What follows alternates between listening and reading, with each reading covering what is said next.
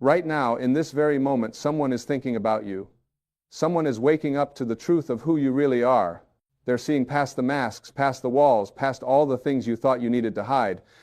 And here's what I want you to understand. They're not seeing your flaws. They're not focusing on your mistakes. They're seeing your light. They're recognizing something magnificent in you that perhaps you haven't even recognized in yourself yet. You see, we spend so much of our lives worried about what people think of us. We wake up in the morning and we put on our armor. We rehearse our conversations. We try to control how others perceive us. We edit ourselves. We diminish ourselves. We make ourselves smaller because somewhere along the way someone told us that who we are isn't quite enough. But here's the truth that will set you free. You were never meant to be anyone other than exactly who you are. Think about this for a moment. There are over 8 billion people on this planet, and not one of them has your exact combination of experiences, talents, perspectives, and gifts. Not one. You are literally a once-in-all-of-eternity event. The universe will never again create another you. So, when you're trying to be like someone else, when you're dimming your light to make others comfortable, when you're hiding your true self because you're afraid of judgment, you're actually depriving the world of something it desperately needs. You're withholding your gift. And right now, someone is waking up to that gift. Maybe it's someone you've known for years, and suddenly they're seeing you with new eyes. Maybe it's someone new who's just entered your life and they can see clearly what you've been too close to recognize. Maybe it's someone who's been taking you for granted, and life has shown them what it would be like without you. Whoever it is, they're having a moment of clarity about you, and that clarity is going to change things. But here's what I really want you to hear. The most important person who needs to wake up about you is you. Because you can't attract what you don't believe you deserve. You can't receive love if you don't love yourself. You can't be appreciated by others in the way you deserve if you don't first appreciate yourself. Everything in your external world is a reflection of your internal world. When you change the way you look at yourself, the way others look at you will change too. So many of us are walking around with an outdated story about ourselves. We're operating from a script that was written years ago, maybe decades ago, by people who didn't even know us. Maybe it was a parent who was struggling with their own issues. Maybe it was a teacher who had a bad day. Maybe it was a relationship that ended badly. And we took those moments, those judgments, those rejections, and we made them mean something about our worth. We created an identity around them. But those stories aren't true. They never were. You are not the sum of other people's opinions. You are not defined by your past mistakes. You are not limited by what didn't work out before. Every single moment is a new opportunity to choose differently, to think differently, to be different. You are not a fixed entity. You are a constantly evolving expression of infinite potential. When someone wakes up about you, what they're really doing is seeing past the false self you've been projecting and recognizing the real you underneath. They're seeing the kindness in your heart that you try to protect. They're noticing the strength you've developed through your struggles. They're appreciating the unique way you see the world. They're valuing the contribution you make just by being yourself. And this is happening right now. While you're listening to these words, someone's mind is turning toward you with appreciation, with respect, with love, with admiration. They're realizing they haven't told you how much you matter. They're recognizing they took you for granted. They're understanding, maybe for the first time, how rare and valuable you truly are. But let me tell you something else. Even if no one else ever wakes up about you, even if you never receive the recognition you deserve from the outside world, you still have an obligation to wake up about yourself. Because your worth is not determined by whether others see it. Your value is inherent. It exists whether anyone acknowledges it or not. You are worthy because you exist, not because of what you do or what you achieve or who validates you. This is one of the hardest lessons we have to learn. We've been conditioned to seek approval from external sources. We've been taught that our value comes from our accomplishments, our appearance, our status, our relationships. But all of that is temporary. All of that can change. All of that is outside of your control. The only thing that's permanent, the only thing that's truly yours, is your essential nature, your spirit, your authentic self. When you connect with that part of yourself, when you wake up to your own magnificence, everything shifts. You stop needing validation because you're already validated from within. You stop seeking approval because you approve of yourself. You stop waiting for permission to be yourself because you realize you never needed permission in the first place. You were born with the right to be exactly who you are. Now, I know what some of you might be thinking. You might be saying, but you don't know what I've done. You don't know the mistakes I've made.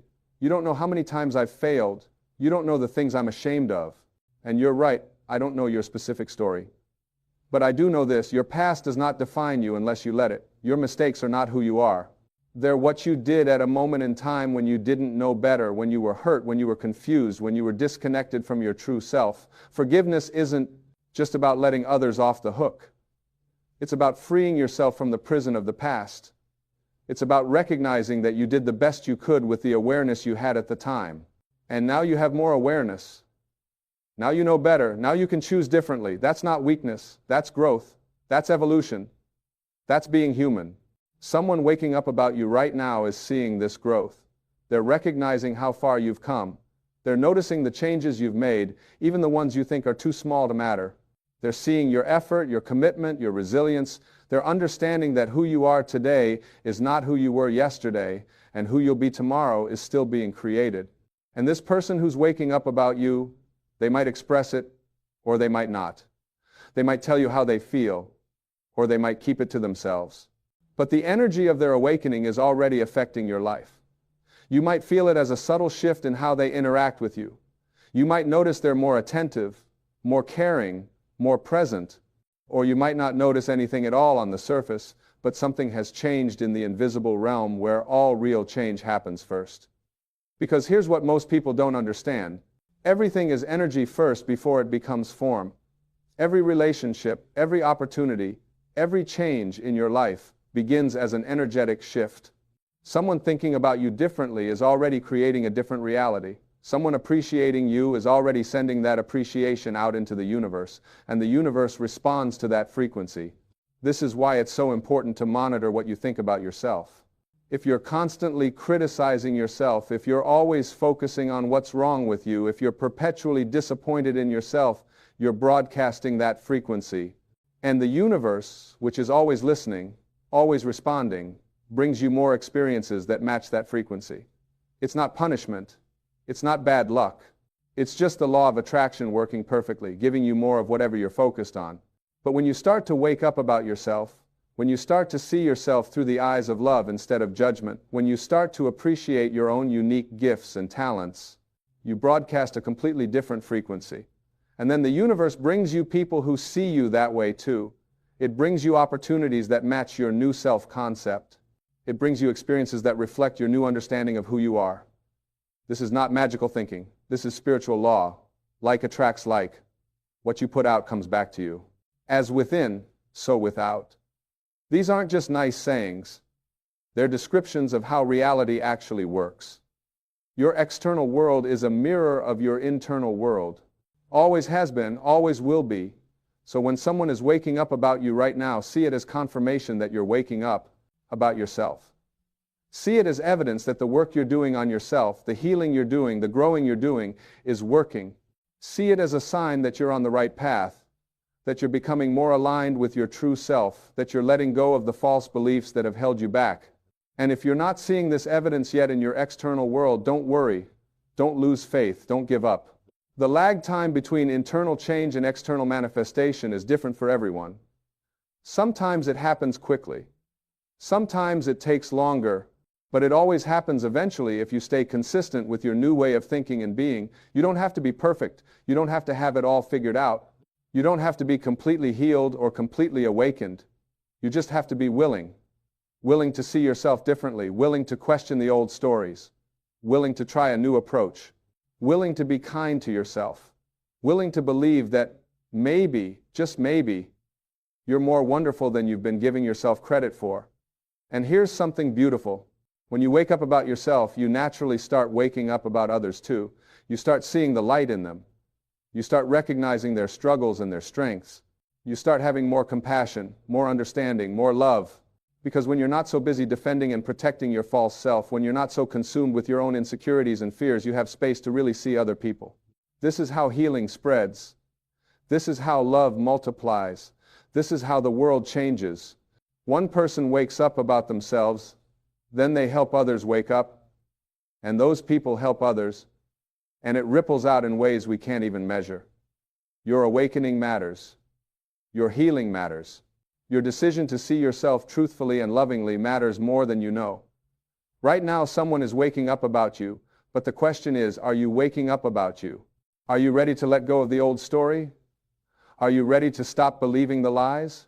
Are you ready to see yourself as you truly are, magnificent, worthy, deserving, capable, powerful, lovable, exactly as you are right now? You don't have to wait until you lose weight. You don't have to wait until you make more money. You don't have to wait until you find the right relationship or get the right job or achieve the right status. You can decide right now, in this moment, to wake up about yourself. You can choose right now to see yourself through the eyes of truth instead of the eyes of fear.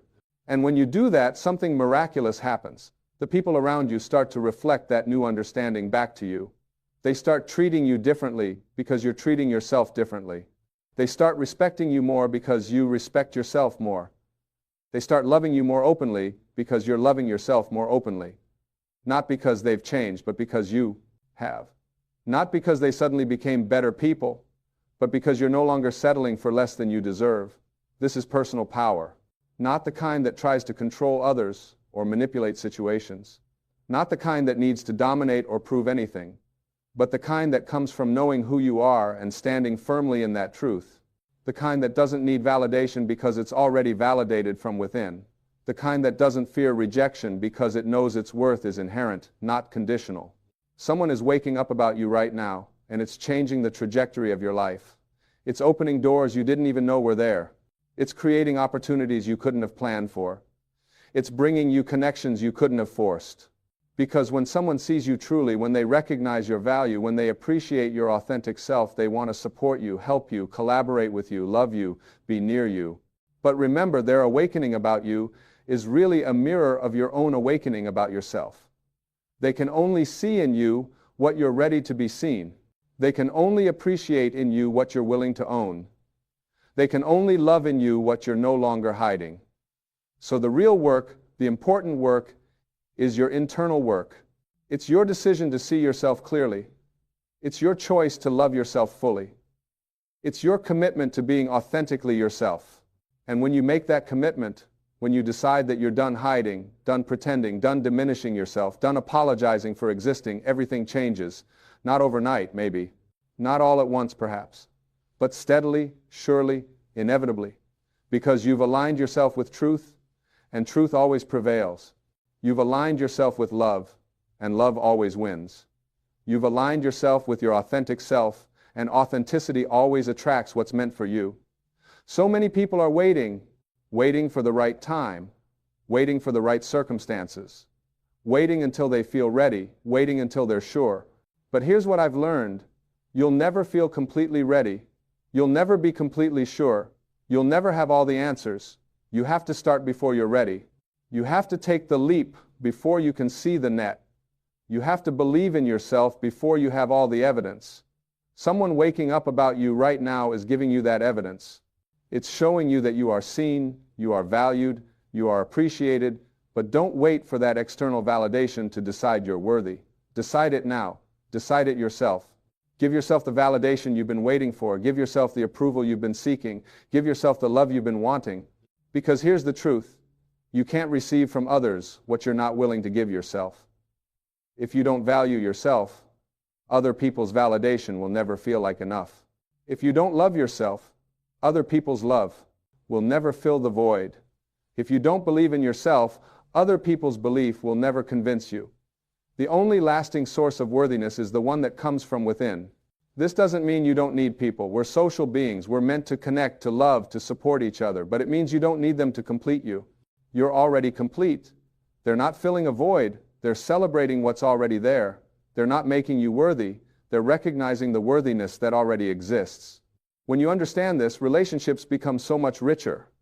Love becomes so much freer. Connection becomes so much more authentic. Because you're not coming from a place of need. You're coming from a place of wholeness. You're not trying to get something. You're trying to share something. You're not looking to be saved. You're looking to co-create. Someone waking up about you right now is seeing this shift in you. They're noticing that you're different. You're more centered. You're more confident. You're more peaceful. You're more yourself. And it's attractive. Not in a superficial way, but in a real, substantial, meaningful way, because authenticity is magnetic, self-love is attractive. Inner peace is powerful. And the more you cultivate these qualities within yourself, the more you'll attract people who appreciate them. You'll stop attracting people who need you to be small so they can feel big.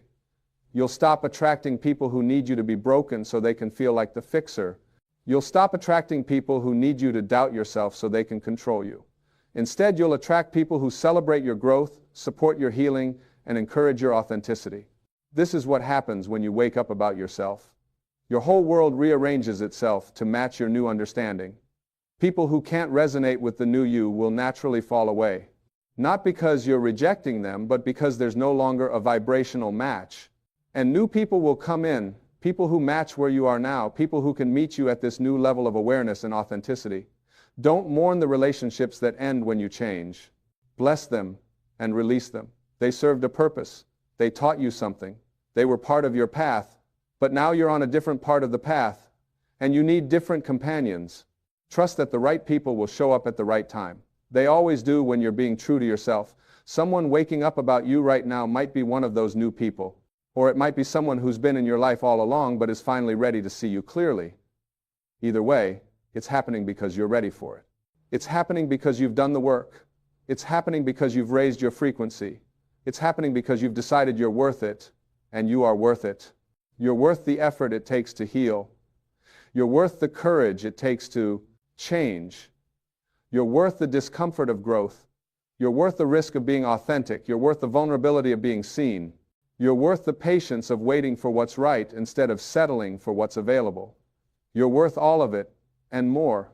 When you really get this, when you really understand your worth at the cellular level, you stop tolerating things that diminish you. You stop accepting treatment that disrespects you. You stop staying in situations that drain you, not from a place of arrogance or superiority, but from a place of self-honoring. You're simply recognizing that your time, your energy, your life is precious, and you get to choose how to spend it. This isn't selfish. This is self-care. This is wisdom. This is spiritual maturity, because when you honor yourself, you teach others how to honor you. When you respect yourself, you set the standard for how you'll be treated. When you love yourself, you create the foundation for all other love in your life. Someone waking up about you right now is learning this lesson through you. They're seeing how you've changed, how you've grown, how you've started honoring yourself, and it's teaching them something. Maybe it's showing them what's possible. Maybe it's inspiring them to do their own work. Maybe it's holding up a mirror to where they've been taking you for granted. Whatever the lesson is, your growth is serving them, even if they don't say it.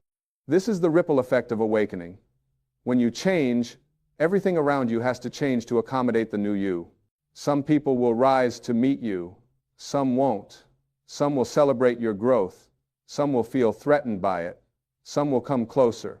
Some will move away. All of that is okay. All of that is part of the process. Your job isn't to control how others respond to your growth. Your job is to keep growing. And right now, in this moment, as someone is waking up about you, you have a choice. You can dismiss it. You can deflect it. You can tell yourself they're wrong or they don't really see you. Or you can receive it. You can let it in. You can allow yourself to be seen, to be appreciated, to be valued. You can let it be evidence that you're on the right path, that your work is paying off, that you're becoming who you were always meant to be. Receiving is just as important as giving. In fact, your ability to receive determines how much good can flow into your life. If you deflect compliments, if you dismiss appreciation, if you reject love, you're literally pushing away the very things you say you want. You have to be willing to receive. You have to be willing to let people see you. You have to be willing to believe that maybe, just maybe, they're right about you. This takes practice, especially if you're used to being invisible, to playing small, to deflecting attention. But it gets easier. The more you do it, the more natural it becomes. You start to realize that letting people appreciate you isn't arrogant.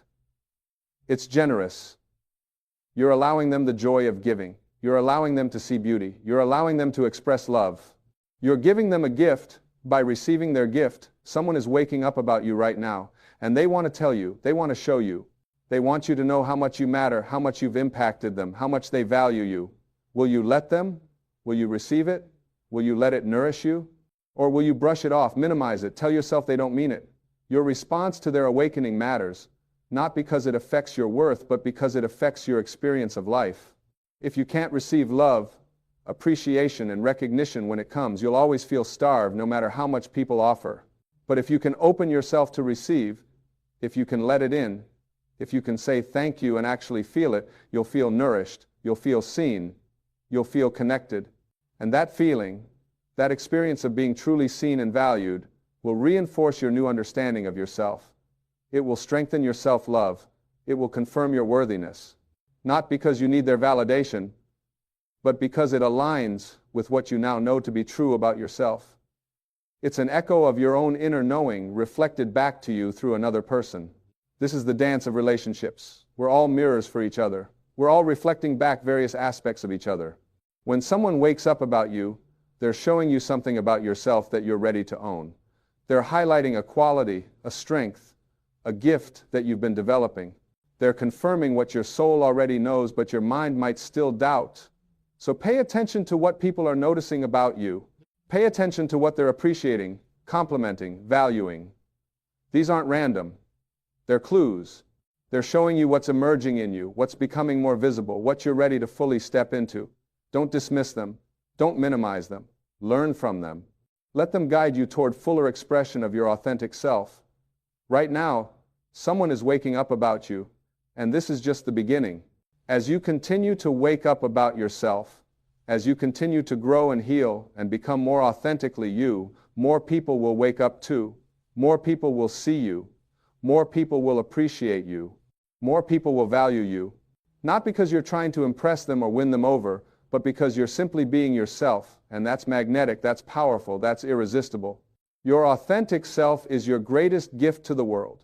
Not some improved version of yourself, not some future version when you finally got it all together, but the you that exists right now, with all your quirks and flaws and struggles and strengths, the real you, the unfiltered you, the you that shows up even when you're not perfect, even when you're uncertain, even when you're still figuring it out. That's the you someone is waking up about right now.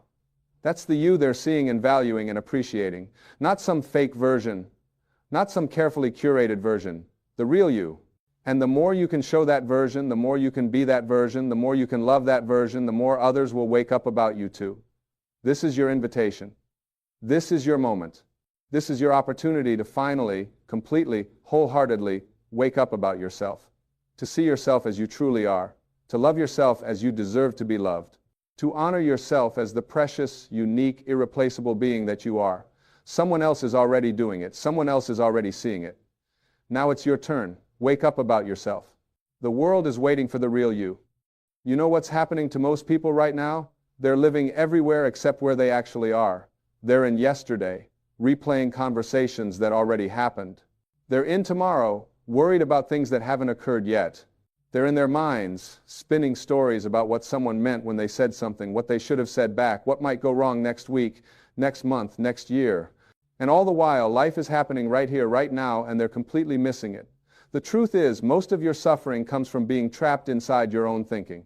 It's not the world that's making you anxious. It's not other people that are stealing your peace. It's the constant chatter in your head, the endless commentary, the repetitive thoughts that loop around and around like a song you can't get out of your mind. You wake up and immediately the voice starts. Did I say the right thing yesterday? What do I need to do today? Why did that person look at me that way? What if this happens? What if that happens? On and on it goes, from the moment you open your eyes until you finally fall asleep at night, exhausted from wrestling with your own mind. But here's what I want you to understand. You are not your thoughts. You are the one who is aware of your thoughts. There's a massive difference between these two things. And when you finally see this difference, everything changes.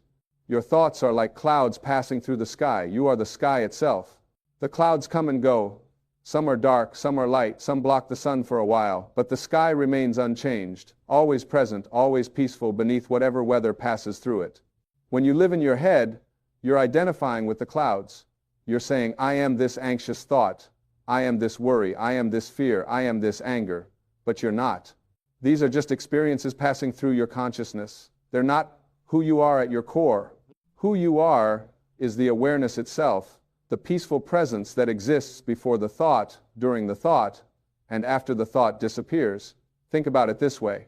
When you're sound asleep at night, where are all your problems? Where is all your anxiety? Where are all the things you were worrying about just hours before? They're nowhere. They've disappeared. Not because your life situation changed while you were sleeping, but because you weren't thinking about them. Your problems exist only in your thinking. When the thinking stops, the problems stop. This is not positive thinking. This is not about replacing negative thoughts with positive ones.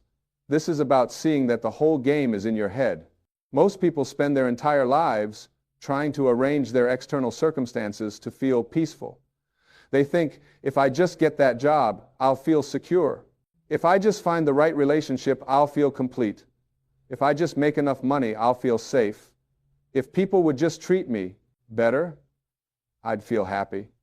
But what happens? They get the job and feel good for a week, maybe a month, then the mind starts up again with new worries. They find the relationship and it's wonderful for a while, then the thinking starts. What if they leave me? What if I'm not good enough? What if this doesn't last? They make the money and immediately start worrying about losing it or not having enough. The external circumstances change, but the internal experience remains the same because you're still living in your head. You're still believing every thought that comes through your mind as if it were the absolute truth. You're still treating your thinking as reality instead of seeing it for what it is, just thinking, just mental activity that comes and goes. Peace is not something you need to achieve. It's not something you need to earn or work toward. Peace is what's already here when you stop disturbing it with your thinking. It's like a pond. When you keep throwing rocks into it, the surface stays disturbed, ripples everywhere, and you can't see clearly to the bottom. But when you stop throwing rocks, the pond naturally becomes still. You don't have to make it still. Stillness is its natural state. The same is true for your mind. When you stop feeding it, when you stop believing every thought, when you stop living in your head, peace is what remains. It's always been there, underneath all the noise. Now, I know what you might be thinking, but I have real problems. I have real responsibilities. I can't just stop thinking about things. And you're right. Thinking has its place. When you need to solve a problem, when you need to plan something, when you need to make a decision, thinking is a useful tool. But that's what it should be. A tool that you pick up when you need it and put down when you don't. What's happening with most people is that the tool has taken over. The thinking never stops. It's running 24 hours a day, even when there's no actual problem to solve, no decision to make, no planning necessary. Your mind has become like a radio that's always on, always broadcasting, and you've forgotten that you have the power to turn it off, or at least to turn down the volume. You've become so identified with the voice in your head that you think it's who you are. You think you need it to survive. But the truth is, your mind is making up most of what it's telling you. It's creating scenarios that haven't happened. It's replaying the past, which no longer exists. It's projecting into a future that isn't here yet. And none of it is real. None of it is actually happening right now. Right now, in this moment, reading these words or hearing these words. Are you okay? Not in your thinking about the past or future, but right now, is there a problem? Most of the time, the answer is no. Right now, you're breathing. Right now, you're alive. Right now, everything is actually fine. The problems only exist when you leave this moment and go into your head. So how do you stop living in your head? How do you get out of this trap? The first step is simply becoming aware of it. Start noticing how much time you spend in thought. Start catching yourself when you're reliving something from the past or rehearsing something for the future. Just notice it. You don't have to judge it or fight it. Just see it. Oh, there's my mind again, telling me stories. There it is. Worrying about something that hasn't happened. There it is. Replaying that conversation from 3 days ago for the 100th time. When you start to notice your thinking, you automatically create a little bit of space between you and your thoughts. You're no longer completely lost in them. You're beginning to see them as objects, as things that are happening, rather than being the thing itself. This space is everything. In that space, you have a choice. You can either continue to believe the thought and follow it down whatever rabbit hole it wants to take you, or you can simply let it pass by like a cloud in the sky. Here's what I want you to understand. Your thoughts don't require your belief. They don't require your attention. They don't require your agreement. They're just going to keep coming. That's what minds do. They produce thoughts like your heart produces heartbeats. But you don't have to believe every thought that appears in your mind any more than you have to agree with every opinion someone shares with you. Just because a thought shows up doesn't mean it's true. Just because your mind says something doesn't mean you have to listen to it. The more you practice this, the more you'll start to see that most of your thoughts are repetitive. Your mind tells you the same stories over and over again, the same worries, the same fears, the same doubts, the same resentments. It's like a broken record playing the same songs on repeat.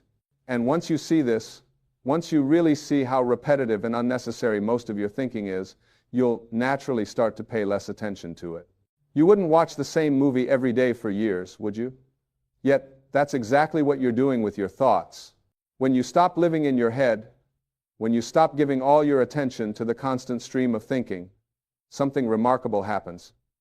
You start to notice what's actually here. You start to experience life directly instead of through the filter of your thoughts. You notice the warmth of the sun on your skin. You hear the birds singing. You taste your food. You see the expressions on people's faces. You feel your own breath moving in and out of your body. You experience the simple miracle of being alive, right here, right now. This is where peace lives. Not in having everything figured out, not in controlling every aspect of your life, not in making sure nothing bad ever happens. Peace lives in this moment when you're not thinking about it, when you're not analyzing it, when you're not judging it or wishing it were different. Peace is the natural state of simply being present without the commentary. Now, your mind is going to resist this. Your ego doesn't want you to be peaceful. Your ego wants you to keep thinking, because thinking is how it maintains its existence. The ego is nothing but a collection of thoughts about who you are. It's your self-image, your identity, all the stories you tell yourself about yourself. I'm the kind of person who worries. I'm not good at relationships. I always mess things up. I need to be perfect. People don't respect me. I'm not enough. These thoughts create a sense of a separate self, an individual who needs to protect itself, prove itself, defend itself, improve itself. When you stop identifying with your thoughts, the ego feels threatened because it is made of thoughts. So it will do everything it can to keep you engaged with thinking. It will create problems where there are none. It will magnify small issues into huge dramas. It will tell you that you can't stop thinking because something terrible will happen. It will make you believe that your constant mental activity is keeping you safe, keeping you prepared, keeping you in control. But the opposite is true. Your constant thinking is what's creating most of your suffering. It's keeping you trapped in a prison of your own making, and the bars of that prison are made of thoughts. Every time you believe a thought about how things should be different, you're suffering. Every time you believe a thought about what someone else should or shouldn't do, you're suffering. Every time you believe a thought about how you're not good enough or how life isn't fair, you're suffering. The way out is not to fight your thoughts. It's not to try to stop thinking through force of will. That's just more thinking, more mental activity. The way out is to simply stop believing your thoughts, to see them as what they are, mental events, passing phenomena, temporary visitors in your consciousness. You don't have to make them go away. You just have to stop giving them so much importance, so much power over your state of being. Here's a powerful shift you can make right now. Instead of asking yourself, what am I thinking? Start asking yourself, what am I aware of? This simple question moves you from being lost in thought to being present with awareness. When you ask, what am I thinking? You're reinforcing the identification with mind. When you ask, what am I aware of? You're recognizing yourself as the awareness, not the thoughts. Try it right now. What are you aware of? Maybe you're aware of these words. Maybe you're aware of sensations in your body, the feeling of sitting or standing, the weight of your clothes on your skin. Maybe you're aware of sounds around you, the hum of traffic, voices, the wind, silence. Maybe you're aware of your breathing, the natural rhythm of air moving in and out. All of these things are happening right now, in this moment, and they're real. They're not stories. They're not interpretations. They're direct experiences of reality. This is life. This is what's actually happening, and it's completely okay. It's completely enough. You don't need to be anywhere else or anyone else or have anything else to be okay right now. The only thing that makes you think otherwise is your thinking. The only thing that makes you feel like something is missing or wrong is the story your mind is telling you. Most people have become addicted to their thinking. They're addicted to the drama, the stories, the problems, the constant mental stimulation. They've forgotten how to just be. They've forgotten how to exist without constantly commenting on their existence. They fill every quiet moment with thought, with distraction, with mental noise. They can't sit quietly for 5 minutes without getting restless, without reaching for their phone, without needing to do something, anything, to avoid the simple experience of being present. But that restlessness is not a problem with the present moment. It's a problem with your relationship to the present moment. It's the mind's addiction to activity, its fear of stillness, its discomfort with peace. Because in peace, in stillness, the mind has nothing to do. And if the mind has nothing to do, you might start to see that you don't need it as much as you thought you did. You might start to experience yourself as something more than just a thinking machine. When you were a child, you knew how to be present. You could sit and watch an ant crawl across the ground for half an hour, completely absorbed, completely there. You could lie on your back and watch the clouds without needing to name them or figure them out or worry about what they meant. You could play with simple things and be completely content. What happened to that capacity? Your mind developed. You learned language. You learned to think. You learned to worry about what others think. You learned to compare yourself to others. You learned to plan and analyze and judge and interpret everything. You gained a powerful tool, but you lost something essential. You lost your natural state of presence, your natural state of peace. And now you're spending your whole life trying to get it back through achieving and acquiring and arranging your life just right. But you can't think your way back to peace. You have to stop thinking your way out of it. This doesn't mean you become passive. It doesn't mean you stop taking action in your life. It doesn't mean you don't care about anything.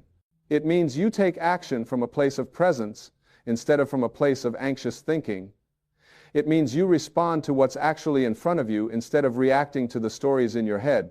It means you care about things without needing to control every outcome. There's a huge difference between thinking that serves you and thinking that runs your life.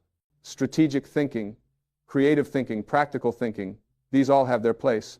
But repetitive thinking, anxious thinking, judgmental thinking, this kind of thinking just creates suffering.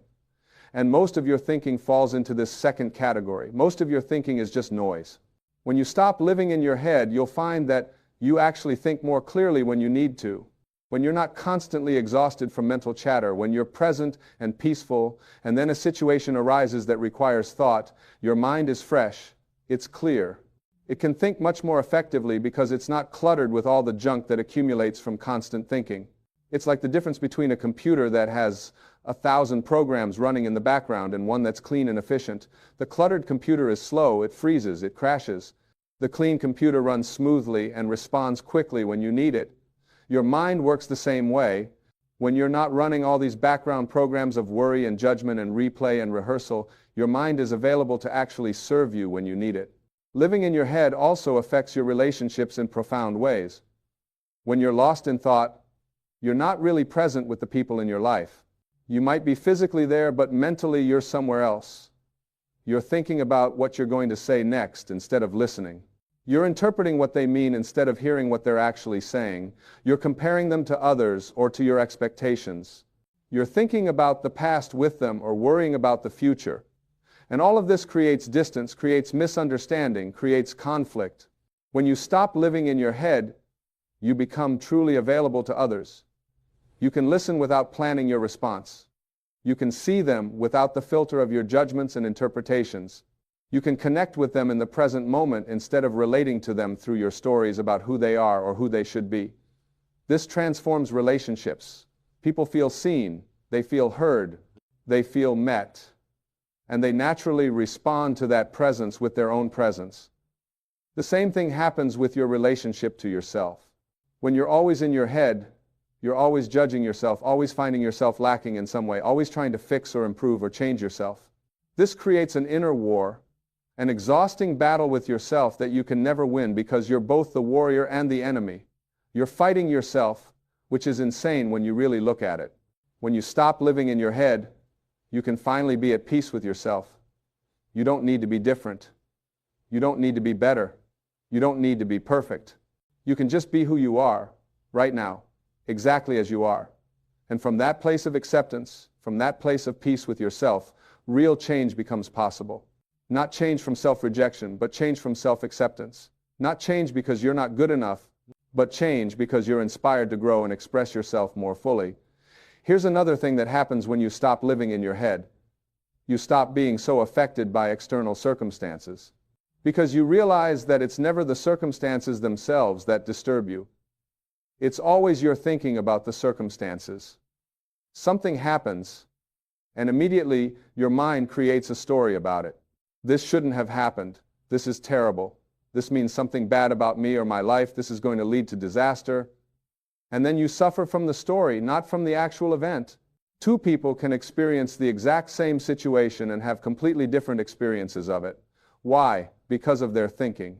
One person loses their job and sees it as the end of the world, proof that they're a failure, a catastrophe. Another person loses the same job and sees it as an opportunity, a chance to do something different, a door opening. The situation is the same. The thinking creates two entirely different experiences. When you understand this, when you really get that your experience of life is created by your thinking and not by your circumstances, you become free. Not free from difficulties, not free from challenges, but free from suffering about them. Free to respond to life with clarity instead of reacting from fear and anxiety. Free to experience whatever is happening without the added layer of mental torment. This is what people mean when they talk about inner peace. It's not about having a perfect life where nothing goes wrong. It's about having a different relationship with whatever is happening.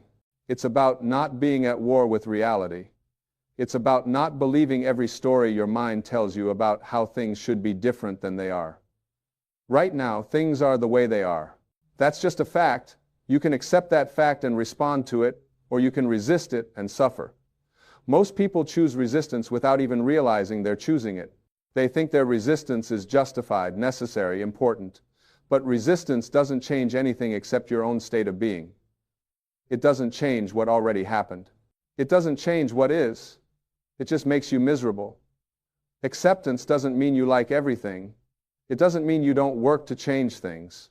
It just means you acknowledge what is before you act. You accept this moment as it is, and then you respond to it. This is completely different from accepting a situation and doing nothing about it. You can accept that you're unhealthy and start exercising. You can accept that your relationship isn't working and have an honest conversation. You can accept that you're in debt and make a plan to get out of it. Acceptance is not resignation. It's the starting point for effective action.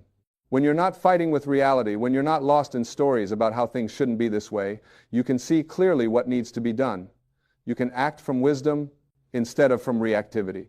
You can respond instead of reacting. But when you're living in your head, everything becomes a reaction. Someone says something and your mind immediately creates a meaning, and you react to that meaning. Something doesn't go as planned, and your mind creates a story about what it means, and you react to that story. You're not responding to reality. You're responding to your interpretation of reality, which is often completely different. When you stop living in your head, you start to see reality more clearly. You see that most of what you thought was happening wasn't actually happening. Most of your interpretations were wrong. Most of your assumptions were false. Most of your worries were unnecessary. You've been shadow boxing with phantoms created by your own thinking. There's a reason meditation has been practiced for thousands of years in every culture and every wisdom tradition. It's not because people had nothing better to do. It's because they discovered something essential. They discovered that beneath all the thinking, beneath all the mental noise, there's a place of profound peace and clarity. They discovered that you don't need to change your external circumstances to be at peace. You just need to stop disturbing your natural state with constant thinking. Meditation is just the practice of not believing your thoughts, of not following every mental thread that appears, of returning again and again to the present moment, to the direct experience of being alive right now. It's the practice of being the sky instead of the clouds, of being the awareness instead of the content of awareness. You don't need to sit in a cave for 20 years to experience this. You can practice it right now. You can practice it in the middle of your busy life. Anytime you notice you're lost in thought, you can simply come back to the present moment. You can feel your breath. You can feel your body. You can notice what's around you. You can choose to be here instead of in your head. And the more you practice this, the more natural it becomes. The more you'll find that you spontaneously drop into presence throughout your day, the more you'll catch yourself getting lost in thought earlier and earlier. The more you'll experience moments, then hours, then entire days where you're not constantly narrating your life to yourself, where you're just living it. This is freedom. Not freedom from life, but freedom to experience life directly. freedom from the tyranny of your own thinking, freedom from the prison of your mind, and it's available to everyone. It doesn't require special circumstances or special abilities. It just requires that you stop believing everything you think, that you stop treating your thoughts as reality, that you stop living in your head and start living in your life. The peace you're looking for is not somewhere out there. It's not in the future when everything finally works out. It's not in the past when things were supposedly better. It's here, now, underneath all the thinking. It's always been here. You've just been too busy living in your head to notice it. So what would happen if you stopped right now? What would happen if you let go of all the thoughts about what you need to do, who you need to be, what's wrong, what's missing, what might happen, what should happen?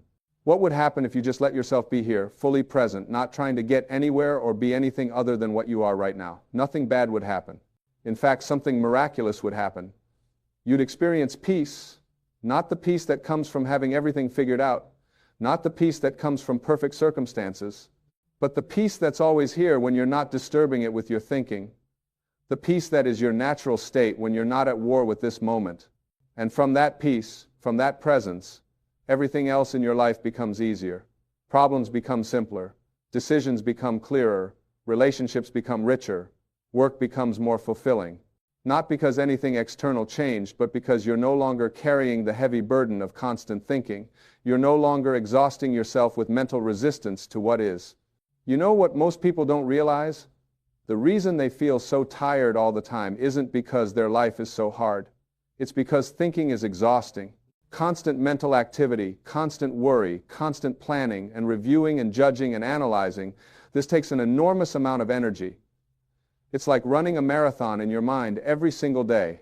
No wonder you're tired. When you stop living in your head, you'll find you have so much more energy. Not because you're sleeping more or eating better, though those things help, but because you're not wasting your energy on unnecessary thinking. You're not burning yourself out with mental struggle. You're conserving your energy for what actually matters, for actual living instead of thinking about living. This is what it means to be aligned with life, to flow with what is instead of constantly pushing against it, to respond to what's actually here instead of reacting to your thoughts about what's here, to be present with this moment instead of always trying to get to the next one or go back to the last one. Your life is happening now, not in your memories of the past, not in your projections of the future. Now, this breath, this moment, this is it, this is your life. And when you're living in your head, you're missing it. You're trading the actual experience of being alive for a mental simulation of life. You're trading reality for thoughts about reality. And thoughts about reality are never satisfying because they're not real. They can't feed you the way actual experience feeds you. It's like looking at pictures of food instead of eating. Pictures of food can't nourish you. Thoughts about life can't fulfill you. Only the direct experience of being present with life can do that. So stop living in your head. Stop believing every thought. Stop treating your mental commentary as if it's the truth. Stop giving your attention to the endless stream of thinking that wants to pull you away from this moment. Stop postponing your life until some imaginary future when everything is perfect. Start being here. Start noticing what's actually happening right now. Start experiencing the miracle of your own existence. Start feeling the peace that's always been here, waiting for you to stop disturbing it with your thinking. Life becomes peaceful when you finally stop living in your head, not because everything becomes perfect, but because you stop demanding that everything be perfect. You stop resisting what is. You stop fighting with reality. You stop exhausting yourself with constant thinking. And in that space, in that stillness, you find what you've been looking for all along, not in the future, not in different circumstances, not in being someone other than who you are. Right here, right now, in the simple, profound experience of being present with life as it is. This is the invitation. This is the possibility. This is available to you right now, not later, not when you figure everything out, not when you become enlightened or perfect or have it all together. Now, in this moment, you can stop living in your head and start living in your life. The choice is yours. You can continue to believe every thought, follow every worry, replay every regret, rehearse every anxiety, or you can see through the whole game. You can recognize that you are not your thoughts. You are the awareness in which thoughts appear, and from that recognition, from that place of presence, Peace is inevitable. It's not something you have to create or achieve or earn. It's what you are when you stop disturbing it. It's what remains when the thinking settles. It's what's here right now, underneath all the noise, waiting for you to notice it. So, notice it, be it, live from it, and watch as your entire experience of life transforms, not because life changed, but because you stopped living in your head and finally came home to the present moment, where peace has always been, where life has always been, where you have always been. This is the end of suffering, not the end of challenges, not the end of difficulties, but the end of mental torment, the end of the constant battle with yourself and with life, the end of living in a prison made of thoughts, and the beginning of something else entirely, the beginning of presence, the beginning of peace, the beginning of really truly living instead of just thinking about living. This is possible for you right now, in this moment. When you finally stop living in your head, life becomes peaceful again. Not someday, not eventually, now.